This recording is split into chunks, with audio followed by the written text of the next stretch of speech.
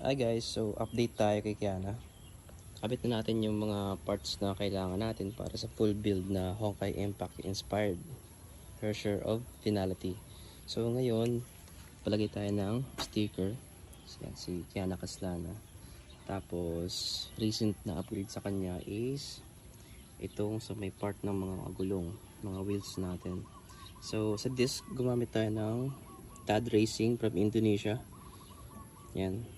Most likely makikita nyo ito sa mga Z200 na naka big disc na. Ito yung usual na nilalagay. Kay Boss Jed, ganito din sa kanya. So shout out kay Boss Jed. Tapos naglagay ako ng sticker, linings accent para sa purple. So pag purple, magandang i-accent yung white. So yan, litaw na siya. So next is yung caliper natin. Ang nilagay ko dito guys is traction caliper from Indonesia din siya.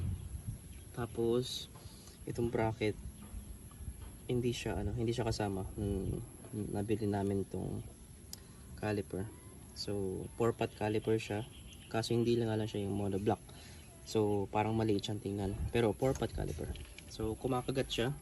Need ko lang siyang i-adjust kasi hindi na cover yung half lang yung nakuha niya sa disc. So dapat nandito yan hanggang dito sa pangatlong bilog. So adjust ko pa to. Yan. Pero overall maganda yung naging output niya. Maganda yung kalalabasan. Yan. Next is yan sa mukha. Grabe oh. So sa mukha guys, DIY lang to sa bahay. DIY lang. Yan. Parang wings yan ng Hersher of Finality. If you're familiar with Honkai Impact, ganyan yung parang naging wings niya. Yan.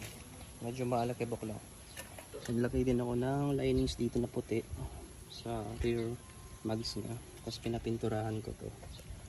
Nagpintura ko nito. Itong bracket na to. Dito lang. Ako nagpintura niyan. Tapos rear caliper na silver. Yan. Tapos yan yung spacer ko styro gagi.